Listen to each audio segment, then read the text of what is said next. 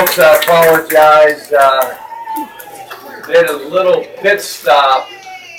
Hey, folks, how are you over there? Right. I stopped to see Dickie Gregory, and you know it was great. He took a spill and it paralyzed him basically, but he showed me the baskets. You gotta have to get closer. It's as loud as this thing gets. The baskets of prayers and well wishes from the Big Blue Nation. You people are the best, I'll tell you. So, if you can't hear me, I don't know what they could do. Is it coming? Where is the? Is it? Okay. People ask me, why'd you do this book? Well, I had a lot of people coming up and saying, how in the world are you turning around, flipping teams, and trying to get guys to come together and become a team that can win? And I would tell you that the biggest thing, and we talk about it in this book, is servant leadership. You talk about players giving up something for their teammates. But they do it knowing and looking at me and our staff and say, guys, I'm going to do this, but you got to have my back. Because we have kids that come to our campus with a suitcase with all their dreams and aspirations in it. And it's the dreams and aspirations of their family to really break out and have an opportunity for the American dream. And if you want me to give up something, Coach, we are in a struggle. I'll do it if you have my back. And I hope when you watch your team play, you say they know their coach has their back. He's about them. You know, Michael Kidd-Gilchrist and Anthony Davis, we talk all the time, 4th and 5th most shots. In the book, I tell a story about us playing Vanderbilt in the SEC championship. Michael comes into me 30 minutes before the game and says, please start Darius Miller in my place. In your place? Yes. Why? He hasn't scored a point in the tournament. By the way, the last year he was the MVP of the tournament, the year before. And we need him to win the national title, and you're killing him. So I started him. Darius took 17 shots. Michael got in foul trouble because he wasn't used to coming off the bench. And we lost the game. But because of that selfless move, we won the national title. Now I ask you, how many of you would walk in to your boss and say, let me step back because they're really struggling for them to step up? But that's what we teach. Well, you can't teach them that and say, well, look at our teams. They all have to sacrifice. You know, the other part of this is what we're going through now, trying to figure out who's staying and who's leaving. Talk about it in the book, how we do it. We're not forcing anybody to stay, and we don't force anybody to leave. It's their decision. It's their family's decision. It's about them. You know what I told all these guys? Whatever decision you make, 50 years from now, this program will still be this strong. And 50 years from now, this athletic department in school will still be standing, whether you come or don't come back. You make the decision for you and your family what is best. We'll deal with the results. Now, the results have been we've lost players every year.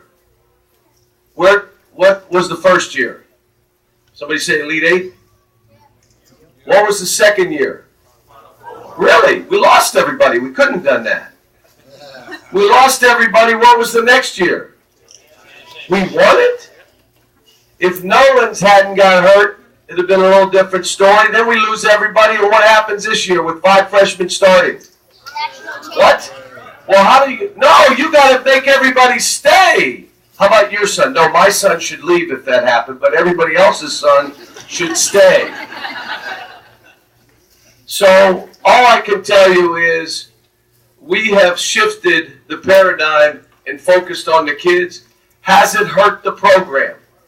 No. I think, what's our average number of wins in the last 5 years per season? Is it 30? Has it hurt us that way?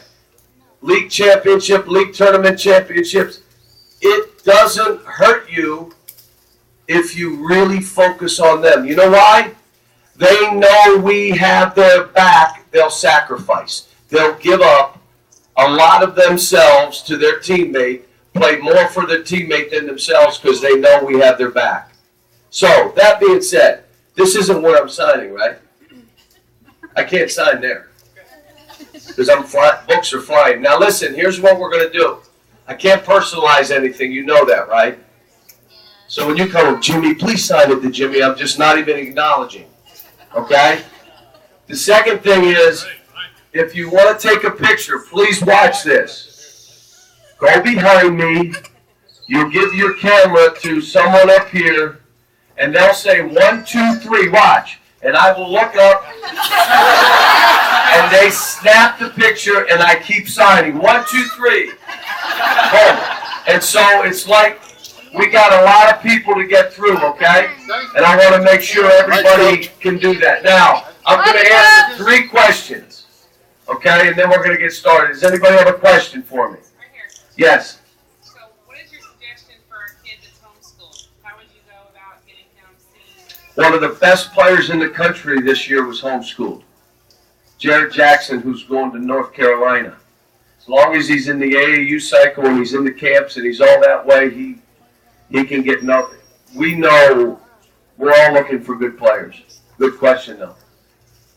Yes? Lakers, no Lakers. No Lakers. Now, let me say this. I got to tell you this.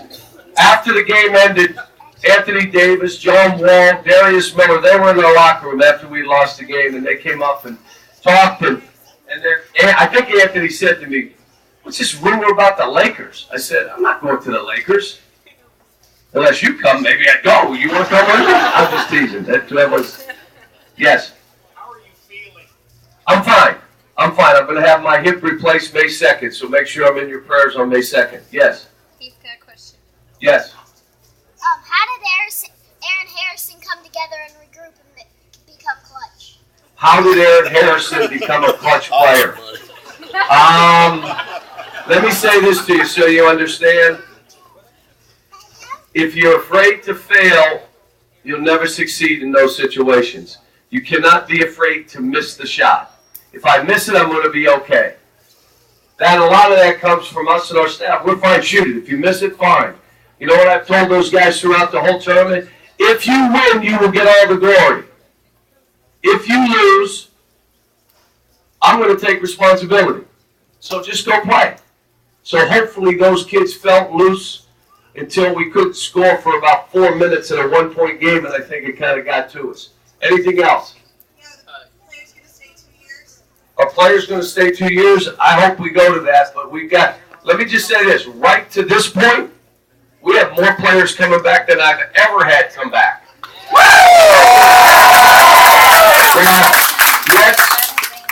I'll just say this to you. Willie Colley, I never talked like he was going to. I thought he was leaving, didn't you? Raise your hand if you thought he was leaving. So you know what I said to him? Well, you know what's great about this?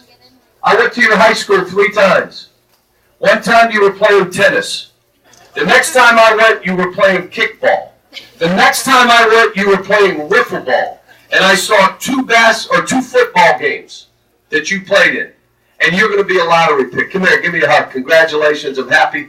Comes in my office the next day and says, "Coach, I want to stay. I'm having fun." So when someone said Cal forced him to stay, he laughed and he said, he was trying to get me to leave. I didn't want to leave. So, I feel good about it. I feel good that he knows that we're here for him and we'll be able to do it. Any last question? I think I speak for all of us. We think you're just total quality. We want you here until you're old and gray. And we have about 10 I'm old and gray now. Hey, I want you to raise your hand. Thank you very much for saying that. He basically said you've done good. All right, now, raise your hand if 5 years ago when I said, or it was 4 years ago, when those 5 got drafted in the first round, and I said, biggest moment in the history of this program, raise your hand if you were mad at me. Go ahead. Go ahead. Raise it. Now, you had a lot of people mad. You know what? It may not have been the absolute biggest day, but I do know this. It was the biggest day in those 5 families' lives. And it ended up changing the whole direction of this program. Do you see that now? Why I believe that? And as long as we stay focused on players first, it's not the program. It's not me. There's still people in this state think Joe B. Hall still coached the team. I'm fine with that. Did I start this program? It started with Adolph Rupp. It did not start with me. And that guy was such a leader that it has stood the test of time after he left. It shows what he was about and how he built this program. All right, so you guys are going to set this up. I am going to sign, won't personalize it. Boom, boom, boom. 1, 2, 3, boom, and then you just keep going, okay? If you want to touch, I'm good. I'm not, you touch a little bit and all that. Please don't lean too hard to keep in touch. Okay. Yeah, coach.